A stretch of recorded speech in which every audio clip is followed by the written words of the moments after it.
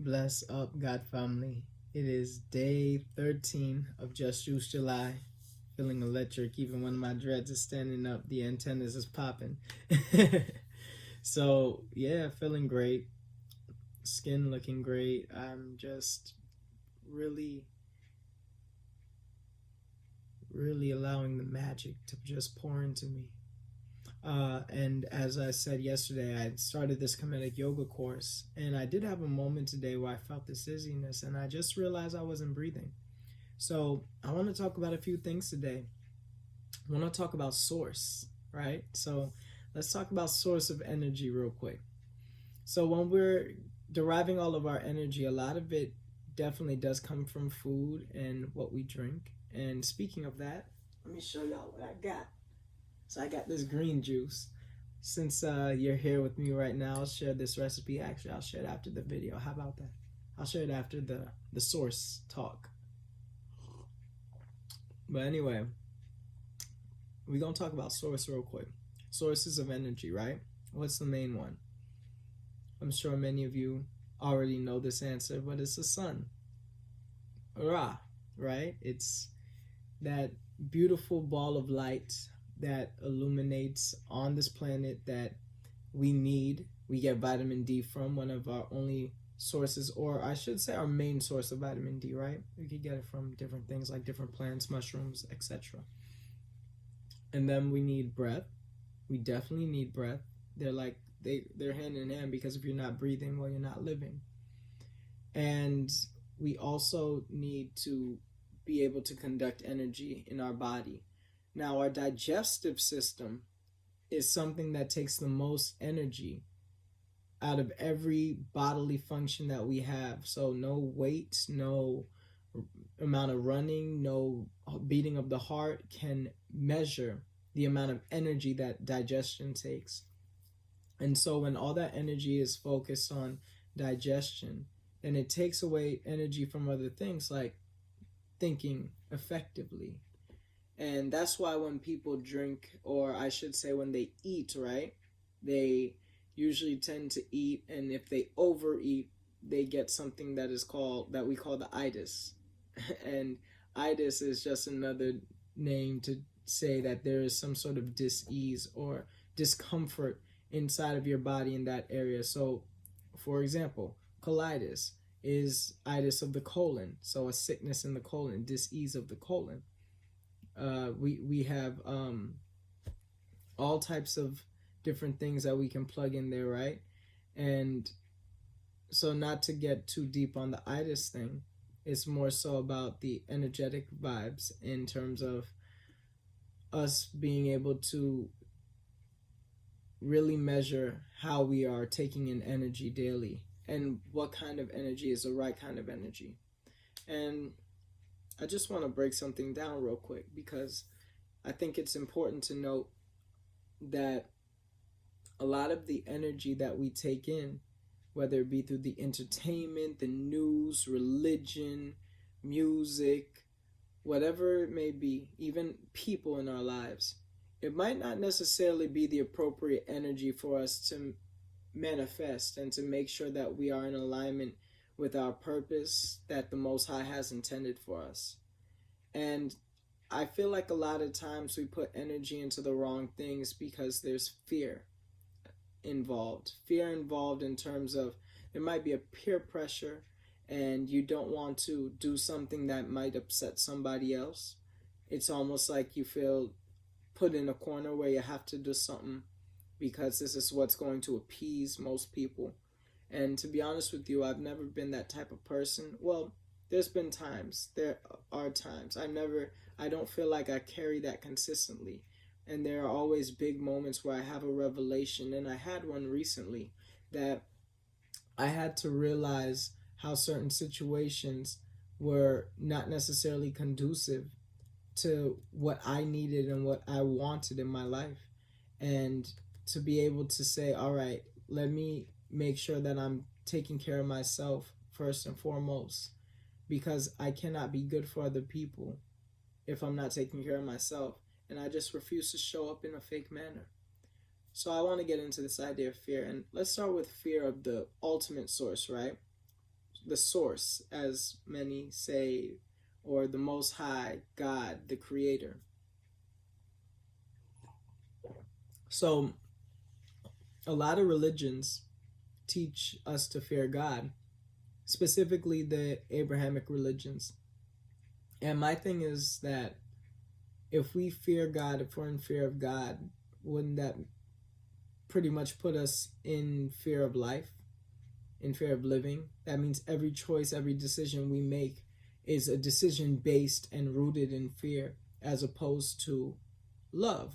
And when we think about the opposite of fear, many people say that it is love, right?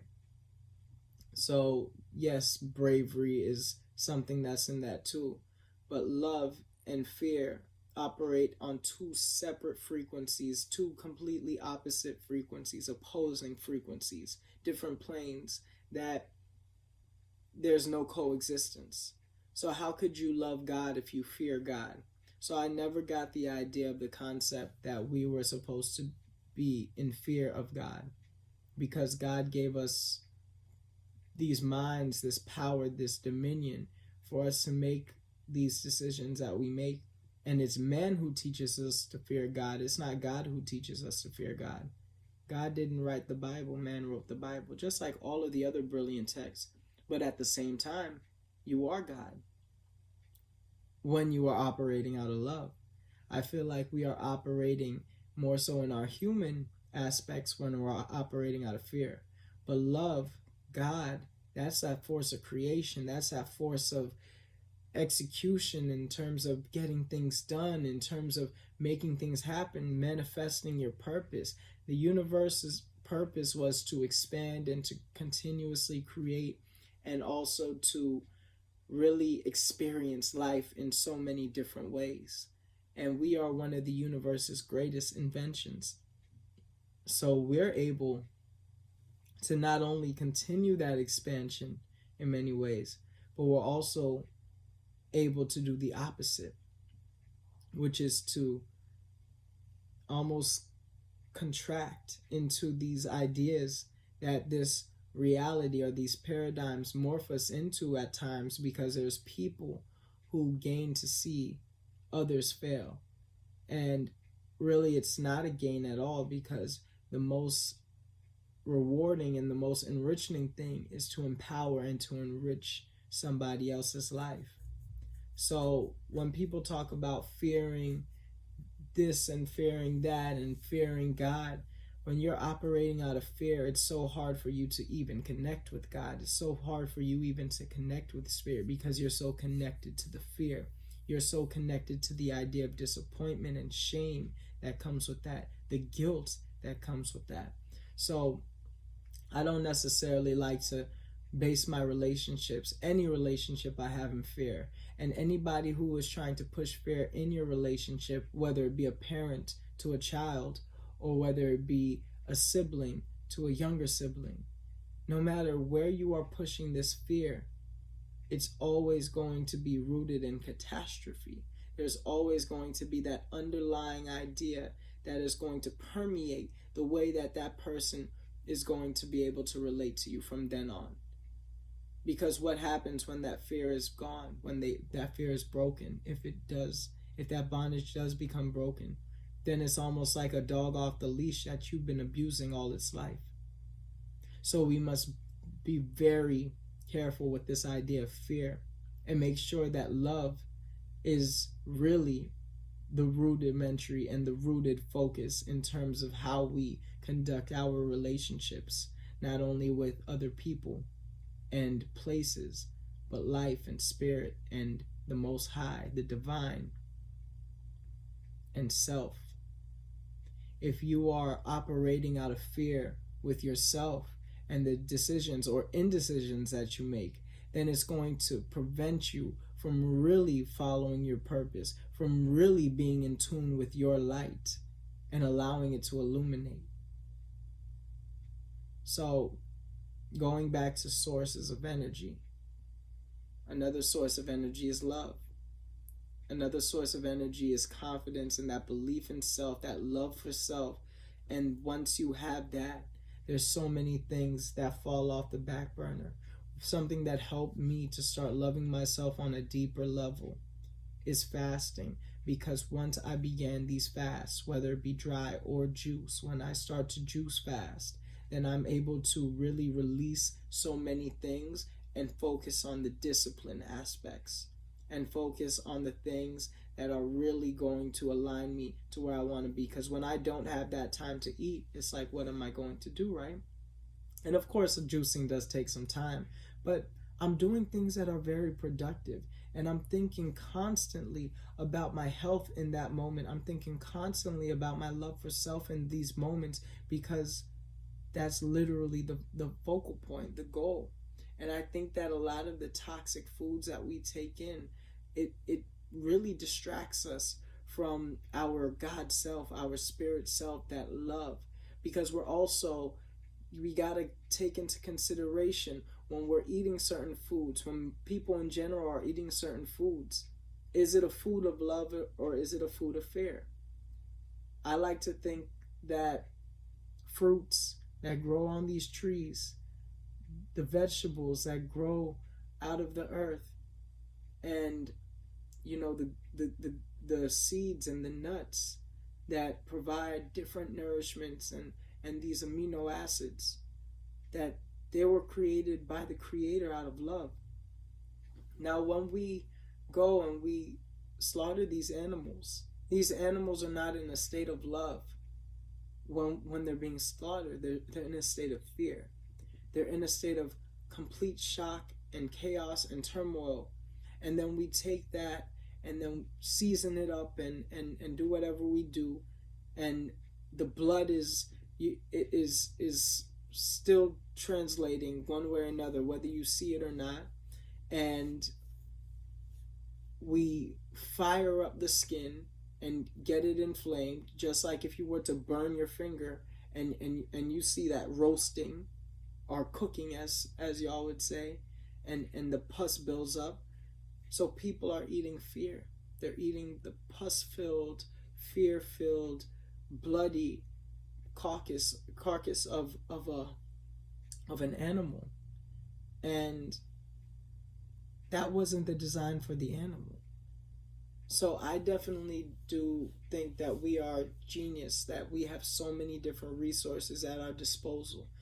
It's really unfortunate how they can make fake meat. They could clone this meat, but they won't say, you know what, let's make sure that we're growing as much food as possible, as much healthy, organic food for the people, so that we can reduce the amount of health ailments or the diseases in this country, so we can reduce the amount of death through disease, the amount of death through diabetes and high blood pressure and heart disease and cancers. But the focus is totally wrong. And that's why I say, love yourself, don't fear yourself, and don't fear the system. Love this system, but love yourself even more than the system. Love yourself enough to be able to unplug from certain ideas. Love yourself enough to say, you know what, I'm going to invest in myself. I'm going to invest in my health. Love yourself enough to say, I'm not going to accept just anything and anyone in my life. Love yourself enough to say, the things that are not serving me, I depart from. Love yourself enough to say, I'm going to get a sufficient amount of rest tonight. Love yourself enough to say, all the tasks that are on my mind, I'm going to accomplish and complete them. Love yourself enough to say, I'm going to make sure the things that I put in my body are nourishing and organic and life-filled, as opposed to death. Love yourself enough to question the information that may be around you, that you may be receiving. Love yourself enough to take yourself out of environments that aren't serving you. Love yourself enough to not intoxicate your body and pollute it with smoke and drugs, because it's really not fun, especially when you end up having terminal illnesses. Love yourself enough to choose you. Love yourself enough to say, I'm going to do better. Love yourself enough to say, I'm going to learn something new every day and continuously grow And in order to grow, we must stay rooted. I love you, God family. Bless up.